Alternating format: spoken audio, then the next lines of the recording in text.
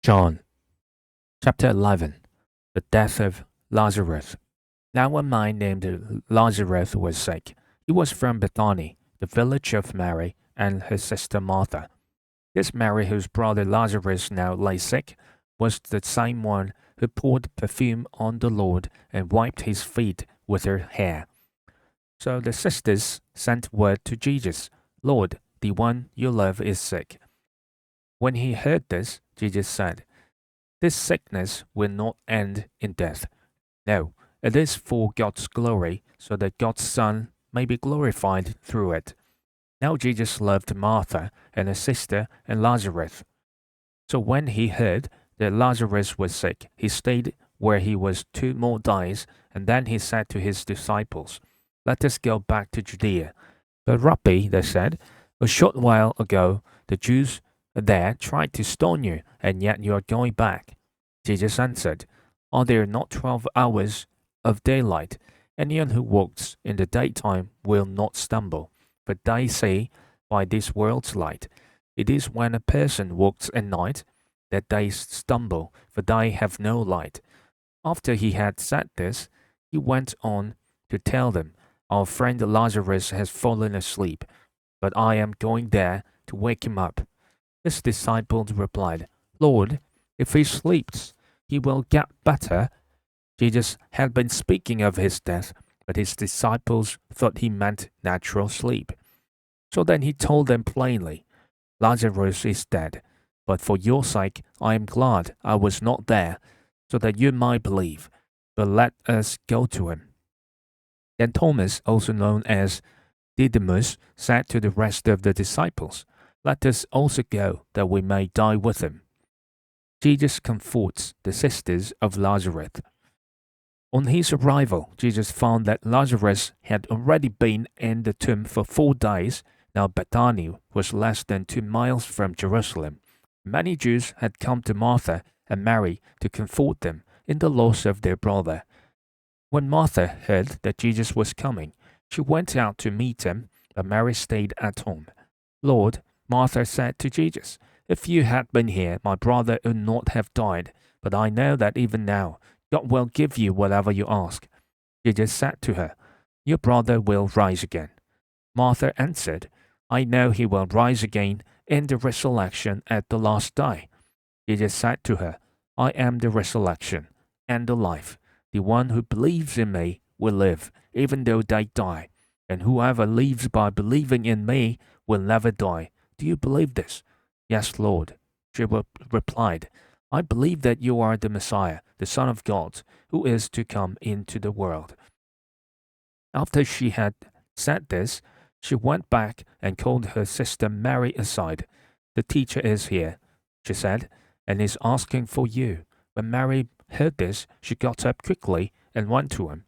Now Jesus had not yet entered the village, but was still at the place where Martha had met him. When the Jews who had been with Mary in the house, comforting her, noticed how quickly she got up and went out, they followed her, supposing she was going to the tomb to mourn there. When Mary reached the place where Jesus was and saw him, she fell at his feet and said, Lord, if you had been here, my brother would not have died. When Jesus saw her weeping, and the Jews who had come along with her also weeping, he was also deeply moved in spirit and troubled. Where have you laid him? He asked. Come and see, Lord, they replied. Jesus wept. Then the Jews said, See how he loved them. But some of them said, Could not he who opened the eyes of the blind man have kept this man from dying? Jesus raises Lazarus from the dead. Jesus, once more deeply moved, came to the tomb. It was a cave with a stone laid across the entrance. Take away the stone, he said. But Lord, said Martha, the sister of the dead man, by this time there is a bad odor, for he has been there 4 days. Then Jesus said, Did I tell you that if you believe, you will see the glory of God? So they took away the stone.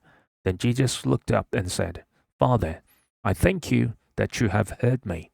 I knew that you always hear me, but I said this for the benefit of the people standing here, that they might believe that you sent me." When he had said this, Jesus called in a loud voice, "Lazarus, come out." The dead man came out, his hands and feet wrapped with strips of linen and a cloth around his face. Jesus said to them, "Take off the grave clothes and let him go." The plot to kill Jesus. Therefore, many of the Jews who had come to visit Mary and had seen what Jesus did believed in him. But some of them went to the Pharisees and told them what Jesus had done. When the chief priests and the Pharisees called a meeting of the Sanhedrin, "What are we accomplishing?" they asked. "Here is this man performing many signs. If we let him go on like this, everyone will believe in him, and then the Romans will come and take away both our temple and our nation." Then one of them, named Caiaphas, who was high priest that year, spoke up. "You know nothing at all. You do not realize that it is better for you that one man die for the people than that the whole nation perish." He did not say this on his own, but as high priest that year, he prophesied that Jesus should die for the Jewish nation, and not only for the nation, but also for the scattered children of God, to bring them together and make them one. So from that day on, they plotted to take his life. Therefore, Jesus no longer moved about publicly among the people of Judea. Instead, he withdrew to a region near the wilderness, to a village called Ephraim, where he stayed with his disciples. When it was almost time for the Jewish Passover, many went up from the country to Jerusalem for their ceremonial cleansing before the Passover. They kept looking for Jesus, and they stood in the temple courts. They asked one another, "What do you think? Isn't he coming to the festival at all?" But the chief priests and the Pharisees had given orders that anyone who found out where Jesus should be reported, so that they might arrest him.